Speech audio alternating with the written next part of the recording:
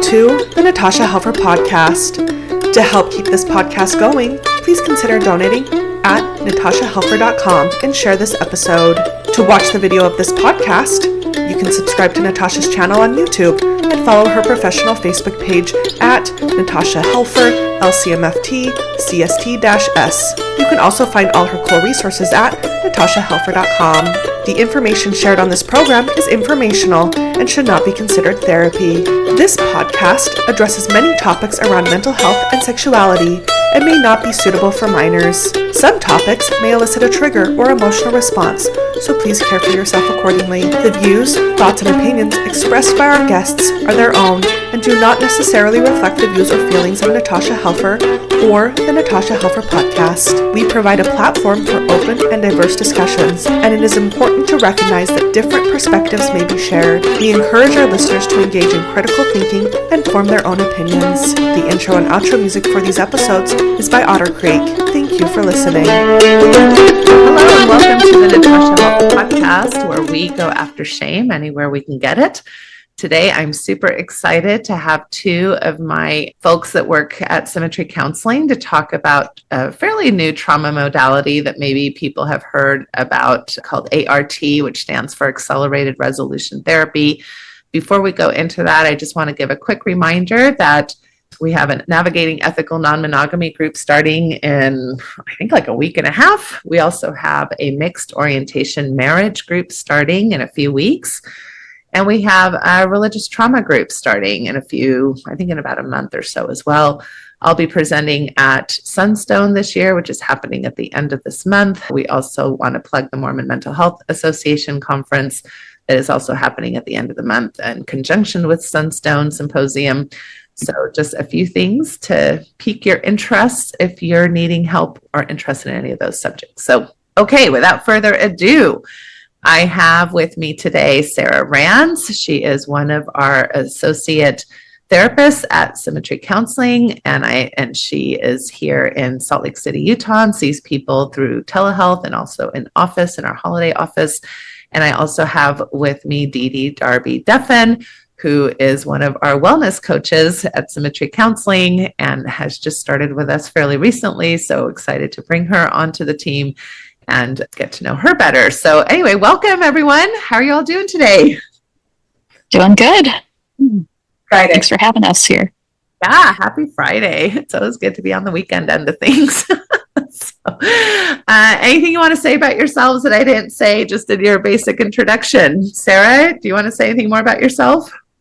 Sure. I'm an individual therapist here at Symmetry. I specialize in neurodiverse folks in faith transitions and trauma. So I have some bottom-up modalities like A.R.T, which we'll be talking about today, but also ketamine-assisted therapy and also being trained in the neuroaffective relational model, or NARM, which gets into attachment and depth work. And I'm really excited about that as well. Okay. All right. I love it when I get these new providers that are so interested in getting even additional trainings that I kind of benefit from just through hearing about things and things that I'm not as familiar with. So that's awesome. Dee-Dee, what about you? What would you like to say about yourself that I didn't include? Well, I'm new to the coaching realm. I think I joined you in October, so this October will be a year. And I'm mostly focusing on helping women of color find their voices, find their power, figure out how to stop people pleasing, things like that. So that's mainly what I'm trying to focus on. Okay, awesome. And we are all for that, especially in a state like Utah, which you are from, right, Dee-Dee? Well, you're not from here, but you've been here a while. I have been here over 30 years. Where are you originally from? Baltimore, Maryland. Okay. All right. Awesome. All right. So why don't I hand the mic over to you a little bit, Sara, as far as like what you're hoping to talk about today, and also maybe introduce why you've invited Dee-Dee to come and talk with us as well today. Sure. I wanted to kind of share some information about A.R.T and kind of help people see why they might want to use it and why it can be a helpful addition to therapy or a part of therapy and trauma work generally. Dee-Dee came invited us to do this podcast. She experienced a practice session with me as I was getting trained. So she was in the client seat and kind of experienced what it was like, and wanted to podcast about it. Yeah, I love that they experienced experienced it with you, Sara. I did volunteer myself as tribute because I had some issues that I hadn't tackled, and I had been through therapy and haven't been in a minute, but as a practitioner of trying to help other people, I think it's important that we maybe try some things that we wouldn't necessarily do or have in our own bag of tricks. And so I just wanted to see what that would be like, and it was honestly amazing. Okay, that's great. And we want to totally dive into that. So yeah, this is something that a lot of times when we're training in new modalities, obviously we can start practicing with clients, but a lot of times we use each other as colleagues to try and practice different things. I'm thinking of the ketamine trainings that we've done, right? And we're all in there together, taking some ketamine. It's this is interesting to be doing this with our colleagues, right? But anyway, so it's not official therapy because it's kind of practice. And at the same time, it's very helpful to kind of get a sense to be on both sides of that, right? What's it like to absolutely the person who's facilitating this? What's it like to be the person who is facilitated upon? And so I love it when we're willing to do this kind of work with each other. So I love that the two of you came together. Okay, so let's talk a little bit about trauma. Obviously, all therapy modalities, for the most part, address trauma in one way or another. And there's lots of different ways to think about how we heal from trauma. And I think maybe more historically, as far as at least Western ideas of psychology, we've relied a lot on talk therapy, right? So whether that's CBT or ACT or narrative, or, there's 500 different modalities under the talk therapy umbrella, where the idea is a person would come in and they would, tell their story, and the telling of the story and telling of the trauma oftentimes is a healing process in of itself, right? Where you can revisit the difficult emotions or thoughts or cognitions or stories that you've told yourself about trauma and talk to somebody else who can give different perspective or help you frame it differently, or notice your resilience, or, notice ways or coping skills, right? So there's lots of ways that we've kind of tried to help people. And I think those things are great. And it doesn't always land exactly how we want it to land, right? Even if we've done a lot of talk therapy, there still may be quite a bit of distress or symptomology around certain traumatic events. And so I would say the new wave of trauma work has been more what I would call experiential, more somatic, more about actually doing different types of things that include our lived experience a little bit more. So whether that's mindfulness, learning how to breathe, and you even might practice breathing exercises with your therapist, right? In a session, that would be more like a experiential thing than just talking. So Sara, what's coming to mind as I'm just kind of giving that history? Yeah, I've heard it described as top-down versus bottom-up modalities. That traditionally we have top-down modalities that start with our head, with our prefrontal cortex, what I call the smart part of our brain. And there's a lot of good things we can do from that. We can get inside and know that what happened to us shouldn't have happened to us, and maybe have a healthier view, maybe know in our head that we shouldn't feel ashamed. But a lot of times it either takes a long time or it doesn't happen, where it doesn't really land emotionally, where people will go through talk therapy sometimes for a long time and be like, I know it's messed up for me to think this or to feel this way, but I do. And then there's bottom up modalities that kind of start with the body, that pay attention to how the feelings are landing in our bodies. And so EMDR, somatic experiencing, a lot of other ones, like you say, mindfulness, and A.R.T, which uses eye movements like EMDR or bilateral stimulation to kind of get into the emotion part of our brain. And so these top down versus bottom up modalities, and ketamine assisted also, I think, would be in that category as well, helping us access the emotion part of our brain. Yeah, and not even maybe just the emotion part, also what we might call the subconscious or unconscious parts of us that are maybe not as clear to our cognition, like our formal cognition, right? And so we know that like if you've taken Psych 101, more than likely you got some type of, like you saw the tip of the iceberg, right? I remember seeing these things in textbooks. It's like your consciousness is like this top of this iceberg, where what you're cognitively thinking about on any given day. But the majority of your psyche is like the underneath of the iceberg, right? And we don't always have the same type of access to so many parts of our consciousness or our brain. And that's what I think a lot of these modalities are trying to get some access to. I don't even know that we always know exactly how they work, but they trend to work. And we have results kind of in the research department that show that. So yeah, I remember the first time I went to an EMDR conference like 25 years ago, and we were all looking at each other like, this is woo-woo wonky stuff. This is weird. And then it was right. And then the VA got involved and like got all the research going, and it was like, no, it's very effective. So this is, exciting in that sense. And we do get clients who are calling now and saying things to our front desk folks like, hey, I want to only work with somebody who's doing EMDR, right? Or I only want to work with somebody who's doing A.R.T. And so we get a lot of like cultural ideas too about what's currently the best approach. And of course, right. In some ways, I think this is healthy. Like in some ways, people are like, I want to find an effective approach for myself. That's a healthy thing.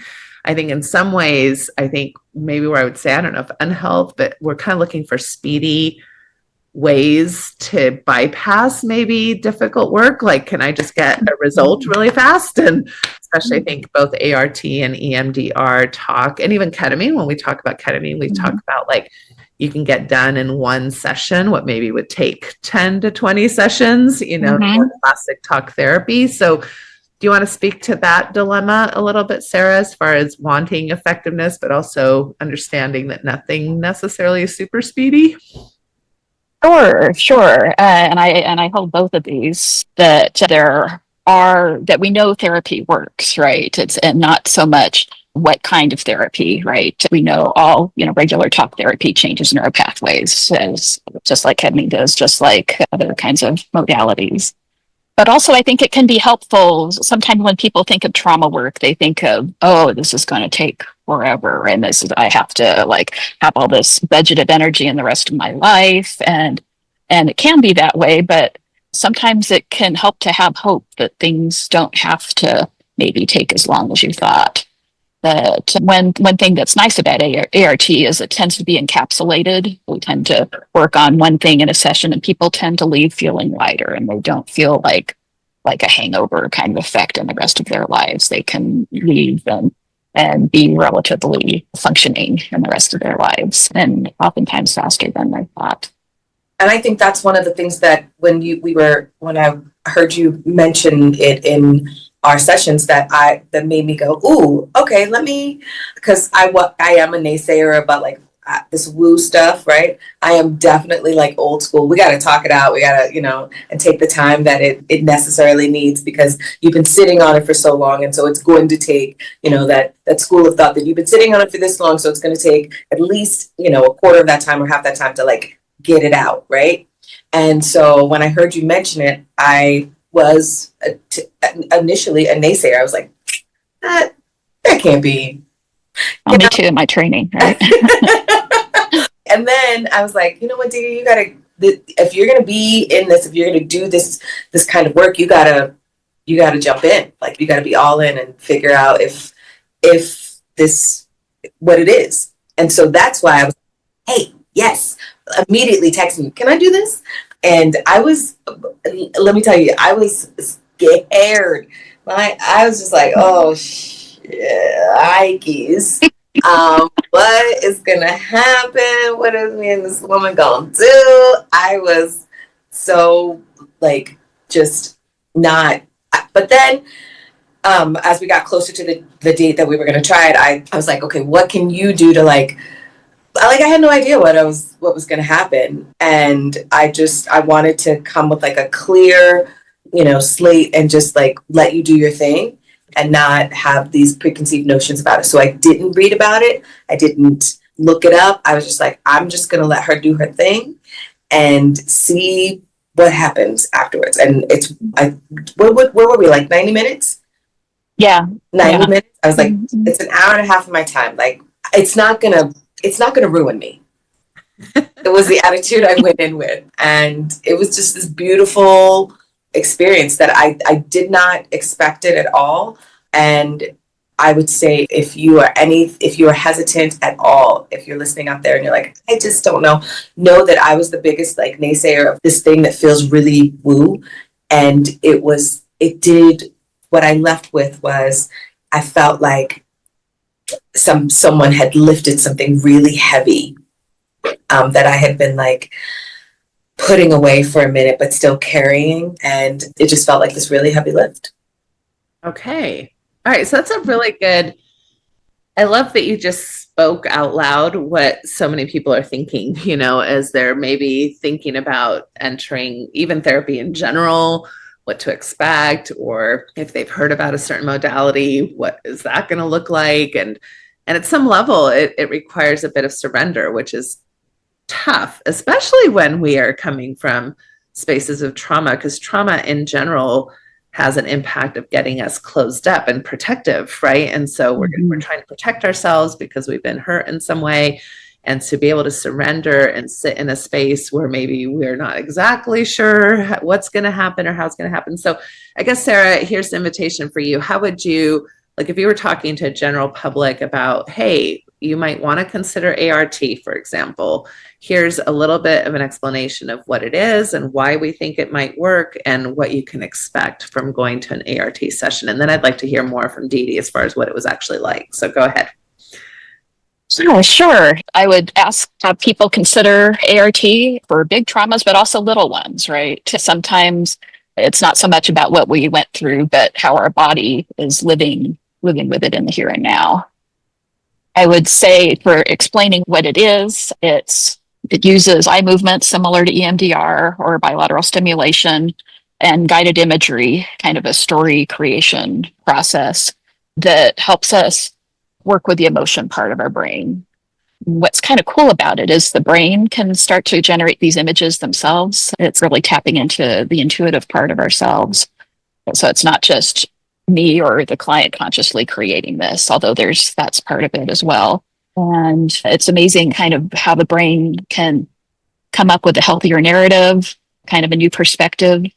There's some evidence that the eye movements can increase communication with different parts of the brain, if I understand the research correctly, as well as calming down, helping us get into a more relaxed state. And people tend to leave feeling lighter, right? Like Dee-Dee was talking about. One client I got their permission to share this, said it was surprisingly helpful. They were like, I read the science, I knew it's legit, but it just seemed just too simple, right? That such a simple process should help so much. I changed some images. Why? My brain is so stupid, because it's like our brain can emotionally respond to changed images, even if we know consciously that those didn't actually happen. But they were like, this trauma has just shaped so much of my personality, and in 90 minutes and some guided imagery, it's gone. It was just really hard to believe. Right. My understanding, if I'm going to speak to it very basic, is that there are, like I always tell people, there are parts of our body and brain that are brilliant and so wise, and there are parts of our body and brain that are just kind of dumb. And so one of the ways that maybe it's that our brains and bodies are kind of dumb, but that it benefits us, is that I don't think that always all parts of our bodies and brains understand what is present versus what is past. And why trauma lives with us for so long is that basically your body, these dumb parts of your body, even though they're protecting you, are basically protecting you by keeping it very present. Because if this happened to you in the past, we want to act like it's happened almost yesterday, so that you're constantly vigilant so that this won't happen to you again. Well, that's overprotective, right? Because if a person's having like a reaction to the car noise because they went to Vietnam 40 years ago or whatever, and now they're having the same reaction as if they were in combat, and their body's like, oh, that that noise is a danger to you, you can see how this is overprotective. And so in using these modalities where you're using not only eye stimulation, but also guided imagery, you're really kind of tapping into that brain basically. And in my very simple way of explaining this is like, let's create a new memory here, right, with imagery or with metaphor or with like depth psychology is kind of a part of this, right? Like story making that actually can land on with your body right now in a different way than maybe it originally landed when the trauma happened. What am I getting wrong or right about that, Sara, as far as how you'd explain? No, that sounds right to me. And so that's why you can actually like walk away feeling lighter, because now you have an actually different lived experience with that story than maybe you've been living with for 20 plus years, right? Of different things. So do we want to talk a little bit before I go to Dee-Dee's experience about how we define trauma, right? Because I think a lot of times people think about trauma as a physical thing, like maybe something happened to me sexually, like an assault, or somebody hit me, over the head with a bat, or something like a physical assault. But we also know that there's quite a bit of emotional trauma, especially when we're talking in the specialties that we trend to sit with, which is religious trauma. And I would even say psychological sexual trauma, right? Which is a lot of what we gather through purity culture and a lot of ideas about who we are and whether or not we're going to fit into a certain group that's telling us how to identify ourselves in order to fit in. Right. So sometimes we talk about big T and little t trauma, right? There's kind of how the DSM defines PTSD, which is, things like, feeling like your life is at risk or unwanted sexual experience or things like that. But it's more, we're learning more now that it's more like how we react to the event, right? How our body still carries the experience. So kind of what we call little t traumas, and there's also complex PTSD, this idea of not just one shock thing happening to you one time that you then react to, but lots of, a childhood full of abuse, for example, or just simpler things like, not being connected with our lived experience, so not feeling attuned with by our caregivers, purity culture, shame around sexuality, these things that are more constant and ongoing. I mean, nipple to death by ducks, right? As opposed to one big thing that happens. Right. Yeah. So I think on the one hand, I don't like using the word trauma like it's cotton candy and it just applies to everything. And then on the other hand, it does apply to everything. Right? It's like, exactly. I don't necessarily want to use the word trauma for discomfort that's normal in life. And at the same time, there are so many things that really don't allow us to feel safe within our lived experience. Like, am I going to be accepted? Am I going to be enough? Am I going to be ostracized? Am I going to be loved? It's kind of at the heart of so many of the things where we carry kind of this maybe more CPTSD that you're referring to, Sara. So. Right. I'm 100% with you, Natasha. Right? On the other hand, we're built to have resilience and post-traumatic growth, and these are all also part of our human experience. Yeah. And, it helps to actually acknowledge when we are harmed. Yeah. Like there's been impact here, and how I was raised, even by people who didn't necessarily mean to abuse me, or again, we would think about classic abuse of neglect or physical bruising. It's like, okay, but my mother's, let's say, this is just hypothetical, my mother's inability to have any anxious-free or shame-free perspective in teaching me about sexuality, that has an impact, even though we wouldn't necessarily call her an abuser. And it's not so much about about what mom did, but more of how the past is present in our bodies. Yeah, exactly. Okay, so let's dive into the experience. What do you want to share about Dee-Dee? Do you want to take it away? What happened? What were you bringing? You're comfortable sharing, right? Whatever you want to share. First I want to kind of go back to what you said about, you used the word surrender, and I think that was spot on, is that you really have to be at a place in your life, in your heart, in your body, where you really are willing to just say, have at it. What do you got? Because the bells that went off for me were, you mentioned it too. You were like, how can we do this in one day? There's no way. And so I was skeptical, but I was like, I got nothing to lose because I've tried a whole lot of other things. So why not? And so I went in with this attitude of why not? Like, why not try this thing to see if that's if it is the, you know, the holy grail that the science has said it is. And I don't want listeners to think that it's just the end all, or, you know, but I think it's absolutely 100% worth a try, because what it did for me was I was able to, and my trauma was physical and it was sexual, and like, I'm a woman of a certain age and am still carrying around this shame of something that happened to me as a child. Like, I could have done anything about it. And my brain knows, right? My brain knows you were a kid, you couldn't do anything, like, but my body would be responsive in some instances and say, that's not true. You could have, and then you add on top of that whatever behavior I've done throughout my life. And then I go, did you ever stop and think that maybe you could have? And the guilt was just insane. But if you look at me and you know me, you would think I operate like a regular schmegular. Like, you think I got my stuff together. And I think I do.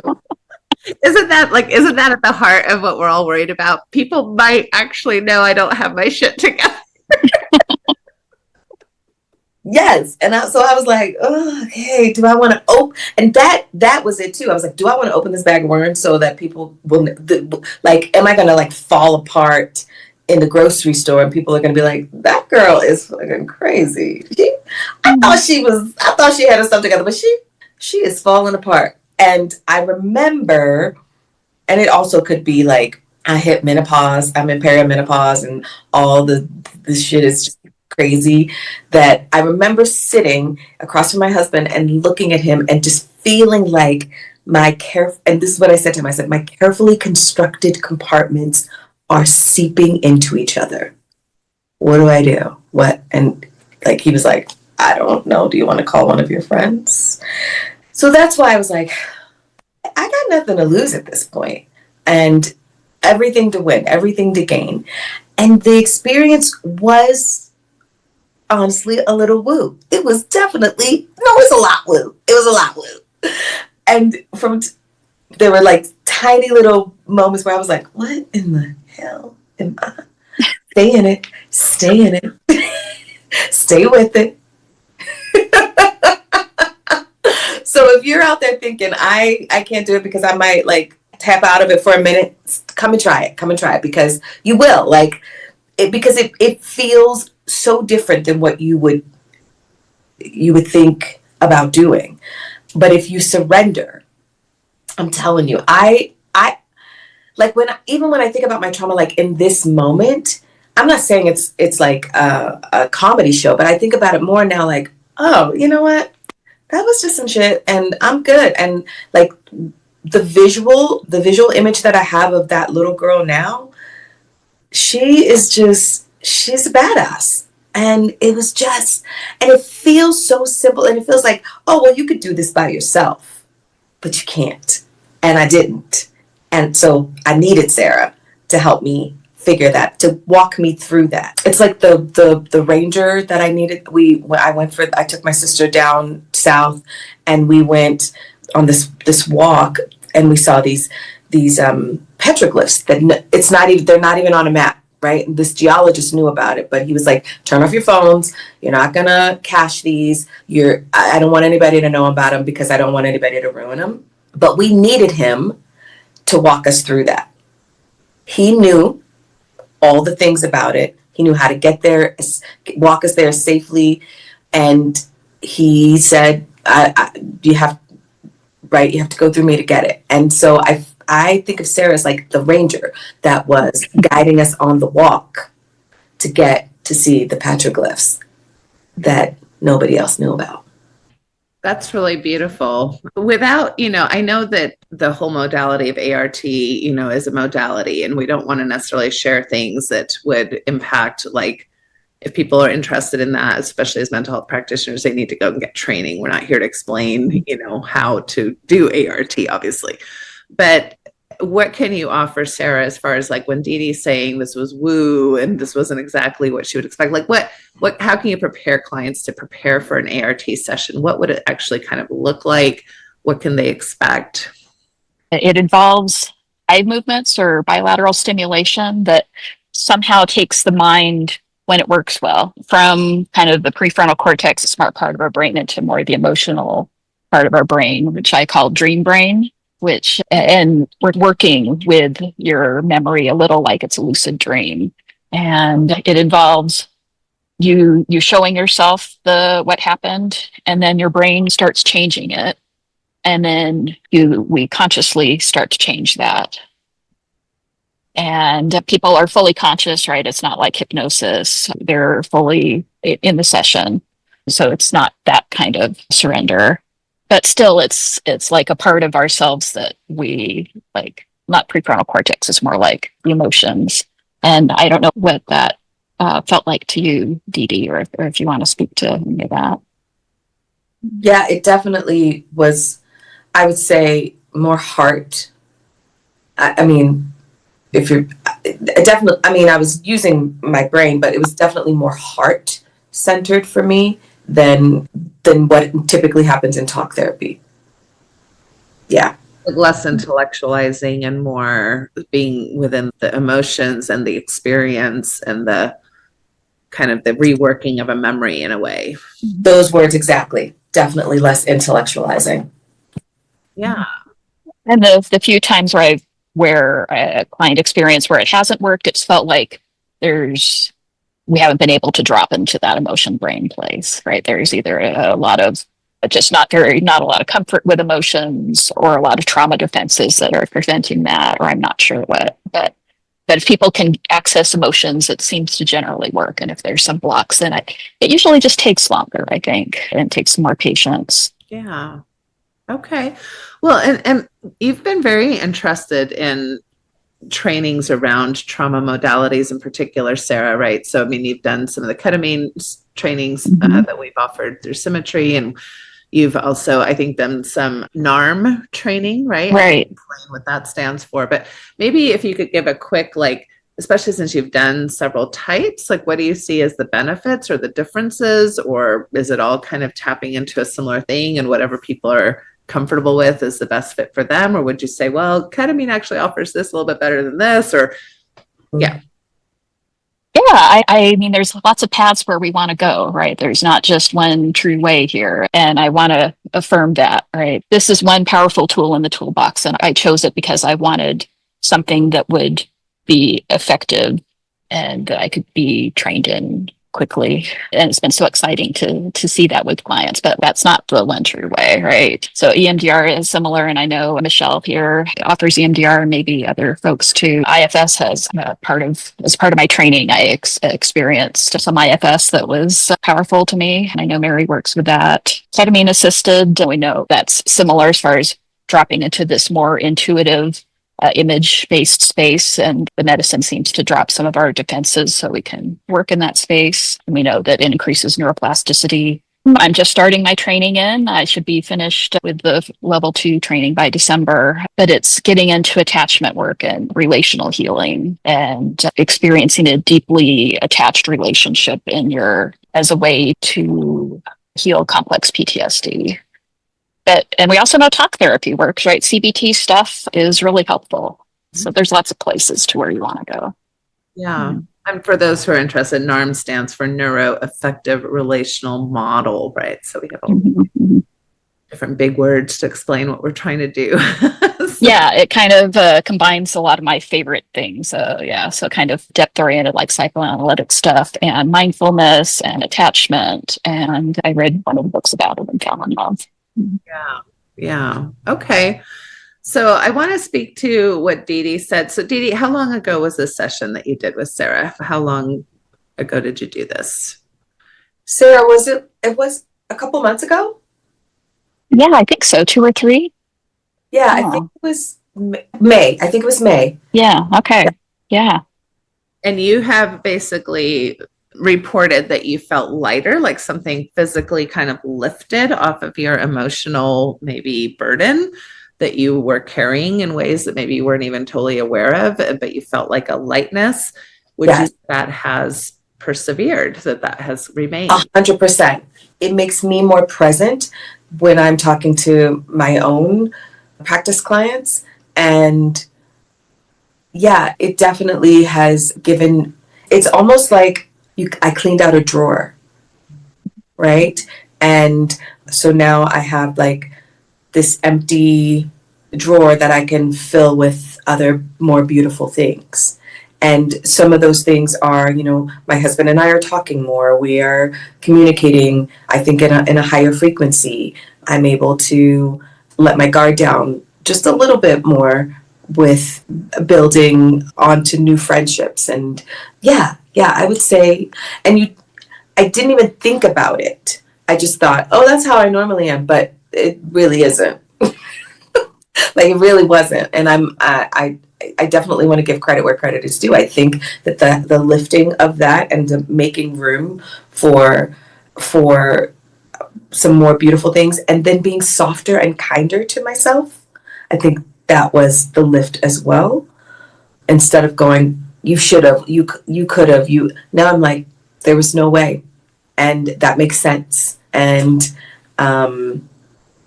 it's so interesting how it feels like this like little like knob turn. And when we were talking about it earlier, like we're smart and we think we can do it on our own, and we think we can, find a way through. And how is it that this one little thing could be so effective? And this one session, this 90 minutes, how can that be? And I'm here to tell you that I think I'm definitely more present, especially in my relationship with my partner, with my spouse. Just talking about things, just not being afraid to, bring stuff up where I would be like, maybe I'll just hold on to this and find a softer way to say it. Now I'm just like, no, we get to experience all these things, like to be fully human and to, to make mistakes and to, I don't know, say it wrong, get it wrong, and then go, you know what? All right. I'm not carrying it with me. I'm not like, if I get it wrong, I'm like, I'm not carrying it. I'm like, yep, I did that shit. So let's figure out how you want to have a glass of wine and figure out how we're going to talk to each other now. Okay. It sounds like not only did it help you with this particular memory that you were carrying around with you and kind of stories that you had created, which you said, you intellectually knew that you weren't necessarily thinking about it, right? But that doesn't always stop our emotional selves from doing what the heck it wants. So it sounds like not only did it alleviate that, but it made room then for more presence, more authenticity, more ability to not just deal with that one scenario, but then to deal with things differently in your present moment, in your relationships with your partner, with your friends, with yourself. What I think is really interesting about all these modalities is that once they land, it kind of like changes the gear shift you're in. I almost feel like when I've had some of these experiences, I would say it's like I went into a different gear that I wasn't even aware I could be in. Like I've been like in third gear, like you can go up a hill, or you can go on the highway in third gear, but boy, is it easier once you go into fourth gear, right? But I didn't even know fourth gear was possible, or I didn't even know what that would look like or feel like. But once you're in it, now everything is in fourth gear. I love that analogy. Things Me that too. I wasn't even thinking would be affected maybe by doing this work. Yeah, that analogy is spot on. The shifting of gears and letting off finding that really beautiful balance between the break and, letting off. It just feels so light. And I don't even, honestly, I don't even think I have thought of the image that I created with Sara in that 90-minute session is always the image that comes back up. the old image doesn't even like, and I can think about it and go, oh, that was something that happened to you. But look at this beautiful image. Oh, wow. Look at, girl, you were so cute. And that's the power of story when we use it for our benefit instead of against our benefit, right? So, right. And I will say this, and I'm an actor, right? And so I create stories all the time. I'm a writer. I create stories all the time. And there's no way that my brain before ART would have been able to create this story without that assistance. right. I've been writing for years and I've never created that story until then. And it's so powerful when that imagery comes up. I mean, I have a similar one. It wasn't with ART, it was ketamine, but I was so worried about these. I don't know, I have 4 to 5 men in my life that have been difficult, right? That have caused deep harm in my life. And so I'm always in this moment of surrender that you're all talking about. It's always hard for me to be like, oh, I don't know that I want to think about them. So of course I go into this ketamine session thinking about them. And then but it created this story. And I talk about, it's like Star Wars, when there's these big spaceships that are going across the universe. And for some reason, my spaceship was in the form of a heart and it was red. And it was just pulsating music. And this is what's happening. My brain is creating this story, right? And then these particular men that were in caricature format and they're in the universe and they're just kind of like, they're just like rolling around like kind of astronauts, but without all the gear. Somehow they were alive and able to do that. And they get sucked into this heart. And I'm like, interesting. And now I'm not kidding you. This happened like 2 years ago. And every time I think about one of these men now, I kind of giggle. I have a giggle response.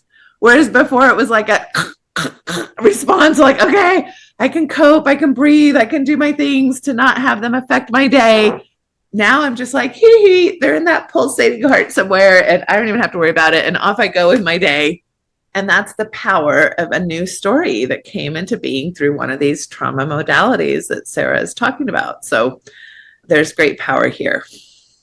Yeah, I had a similar experience with figuring out how to carry a lot of clients' traumas, right? Where I used ART to kind of imagine, it came up with this image of my like clinical professional path as this like rainbow bridge. And if like these like clients' trauma was like the evil in the movie Time Bandits, this like smoking rock, and I could imagine this rainbow bridge pulverizing the evil, and it just helps it so I'm not carrying the weight of what they went through.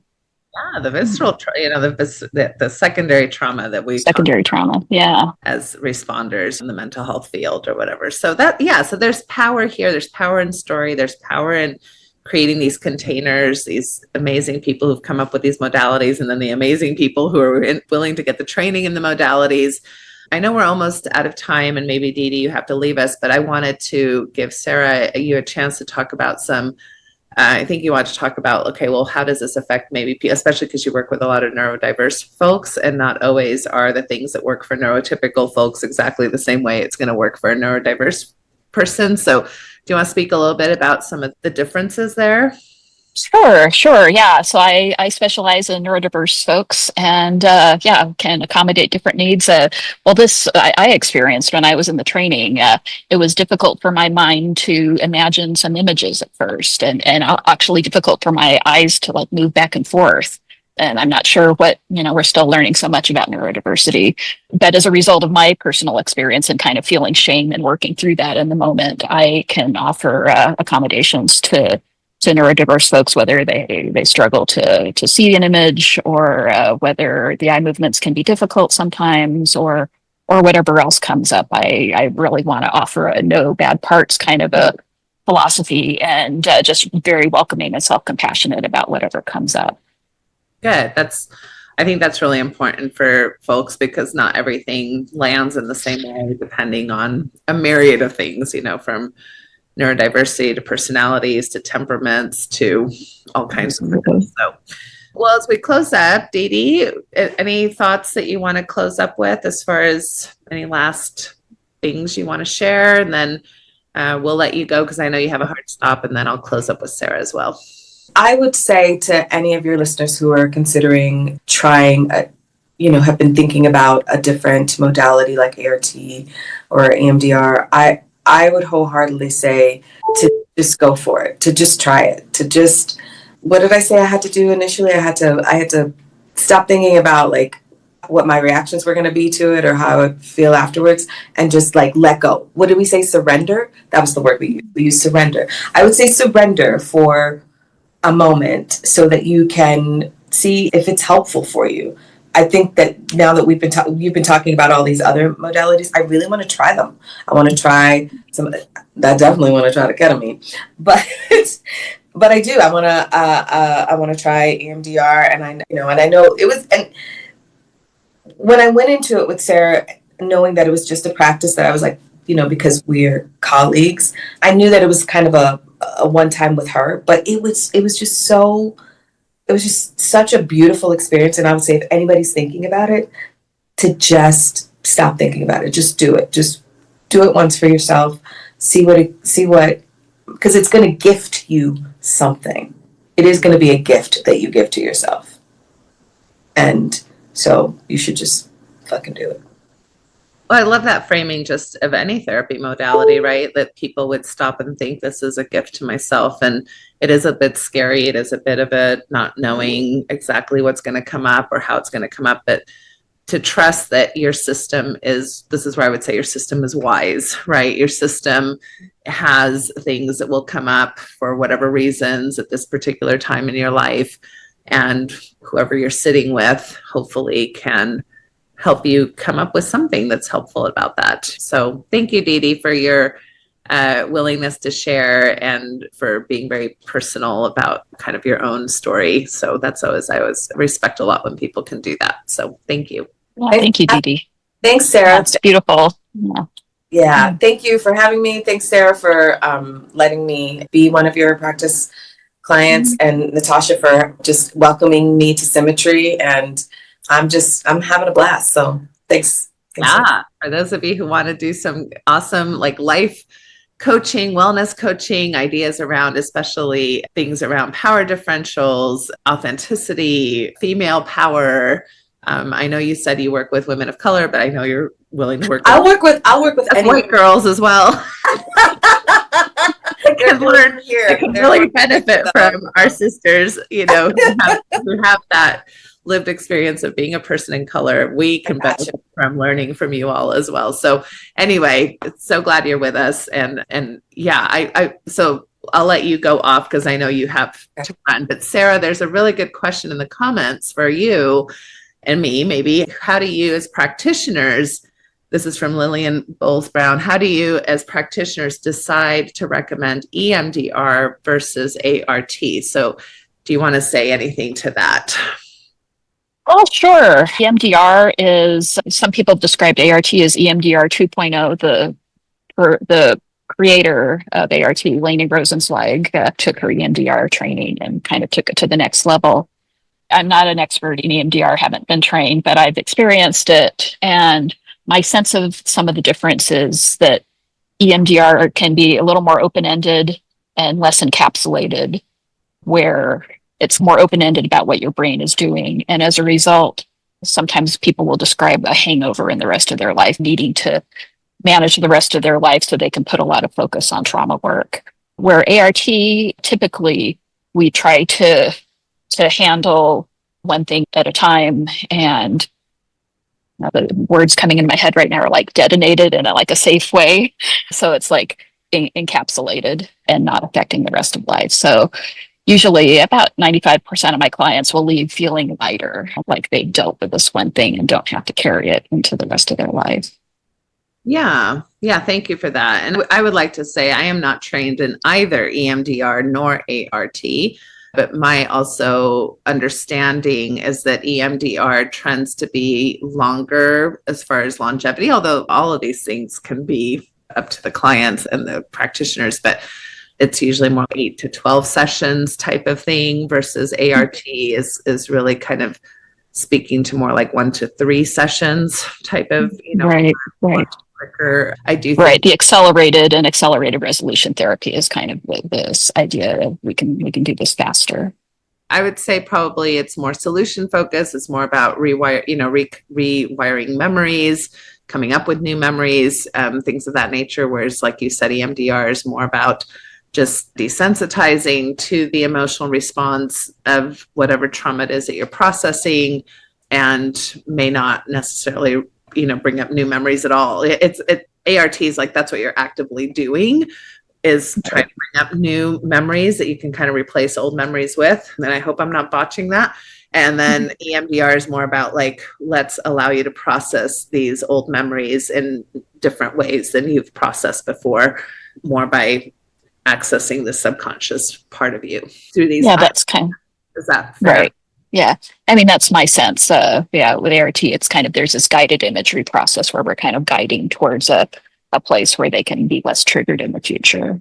Yeah, right. So if you're thinking about all these things, I mean, obviously there's a lot of information on the web. You can Google differences between these different modalities. You can Google different experience, like different even testimonials or what people might say was helpful, whether it's NARM, ketamine, ART, EMDR, etc.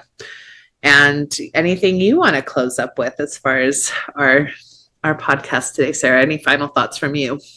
Oh yeah, I just wanted to share kind of this experience, and that there might be hope that trauma work doesn't have to take over your life. I also offer ART like as a standalone kind of thing, as maybe a subcontractor with your regular therapist, right? If you've got a regular talk therapist that you're doing great work with, but you just want to work on a trauma thing for a couple sessions, that's a thing I also offer.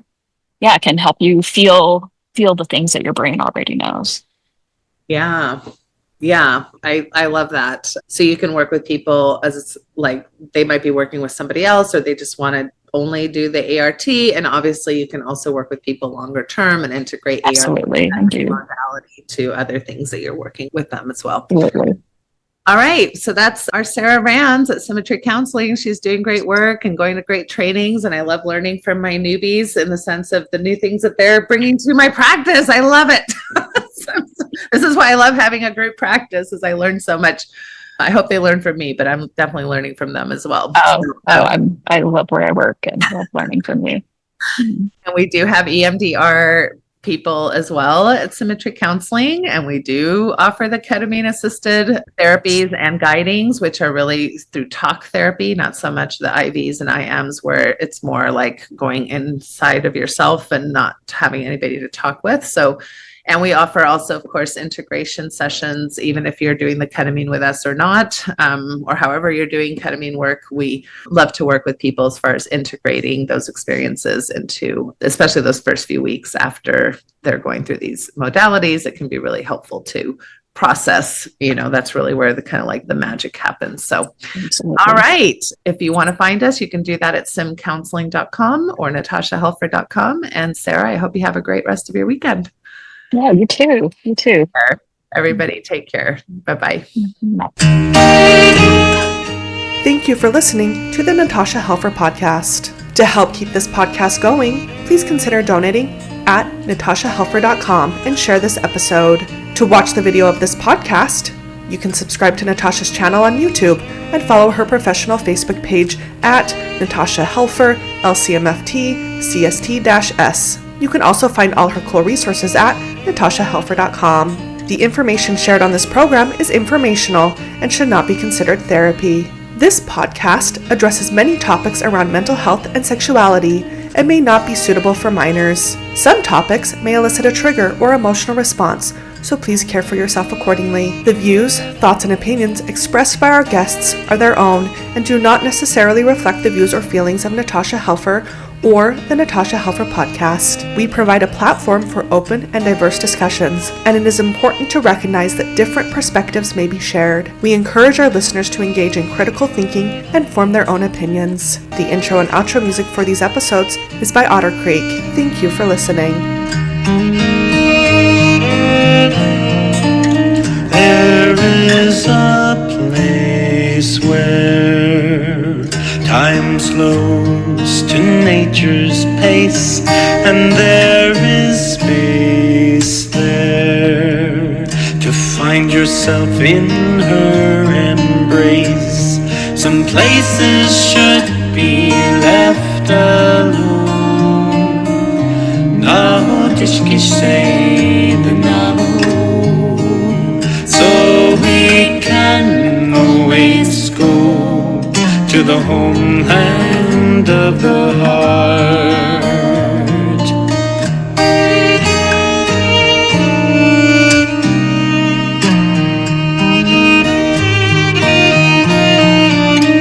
10,000 years of our human history etched on her canyon walls, alongside Earth's mysteries. Some places should be left alone.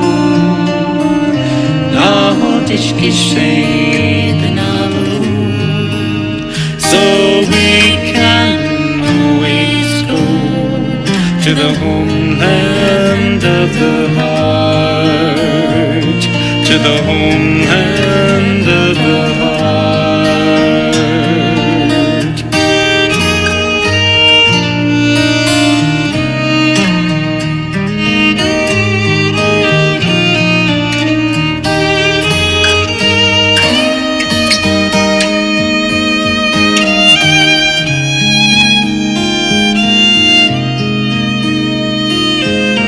Deep in our cities, we sleep without her stars, yet still her presence sustains us from afar. Some places should be left alone. No dishki shade no. We can always go to the homeland of the heart, to the homeland of the heart, to the homeland.